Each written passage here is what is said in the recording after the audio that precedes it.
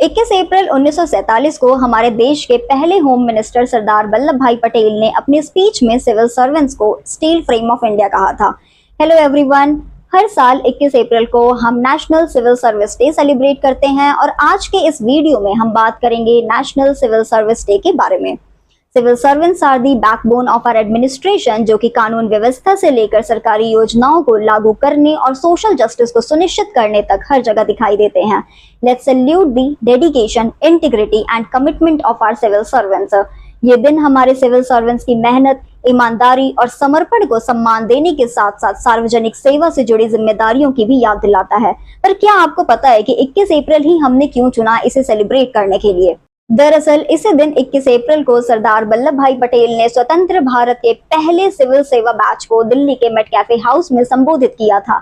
अपने famous speech में सरदार पटेल ने सिविल सर्विस को इंडिया का स्टील फ्रेम कहा था, जिसका मतलब था एडमिनिस्ट्रेटिव मशीनरी ही है जो देश को एकजुट और स्थिर रखता है।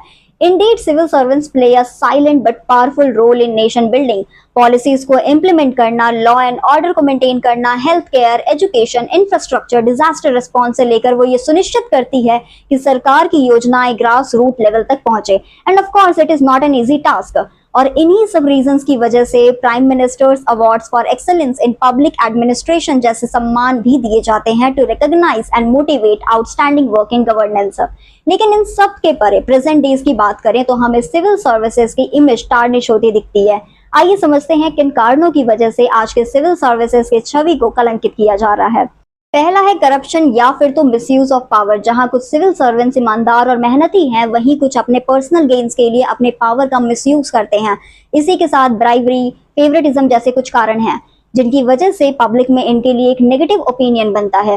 सेकंड है ब्यूरोक्रेटिक रेड टेप, जिसका मतलब है एक्सेसिव और अननेसेसरी रूल्स, रेगुलेशंस, प्रोसीजर्स का होना, जिनकी वजह से डिसीजन मेकिंग में देरी होती है।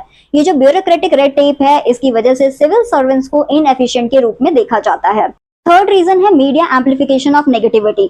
अक्सर आप नोटिस करोगे जहां कहीं स्कैंडल हुआ, कंट्रोवर्सी हुआ, कोई नेगेटिव इंसिडेंट हुआ, वो मीडिया में हाईलाइट हो जाता है और सिविल सर्विस के पॉजिटिव, इनोवेटिव या सक्सेस स्टोरीज को कवर ही नहीं किया जाता है, जिसकी वजह से पब्लिक में इनके लिए डिस्ट्रस्ट और नेगेटिव थॉट्स बढ़ते हैं। आप सभी को पता होगा महाराष्ट्र की पूजा खेड़कर, हरियाणा के अशोक खेखा, कर्नाटक के अनुराग तिवारी या दिल्ली के राजेंद्र कुमार के बारे में। पर क्या आपको उत्तर प्रदेश के दिव्या मित्तल के बारे में पता है? क्या आपको स्मिता सबरवाल के बारे में पता है? तमिलनाडु के संदीप नंदूरी के बारे में पता है? या फिर तो अतर आमिर खान के बारे में पता है? इसी को कहते हैं मीडिया एम्पलीफिकेशन ऑफ नेगेटिविटी। ये सारे ऑफिसर्स किसी ना किसी एरिया में अपना बेस्ट दे रहे हैं, हमारी सोसाइटी को एक बेहतर दिशा दे रहे हैं। हमने बात करी किन कारणों की वजह से आज के सिविल सर्विसेज की छवि खराब हो रही है। सिविल सर्विसेज में करप्शन सिर्फ गवर्नेंस को कमजोर नहीं करता है, बल्कि जनता के विश्वास को भी तोड़ता है।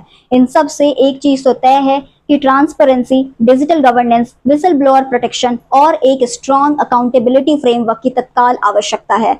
आइए हम नागरिक भी गुड गवर्नेंस के इंपॉर्टेंस को समझें और ऐसे सपोर्ट सिस्टम्स जो कि ईमानदार हैं और एफिशिएंट हैं, उनका समर्थन करें।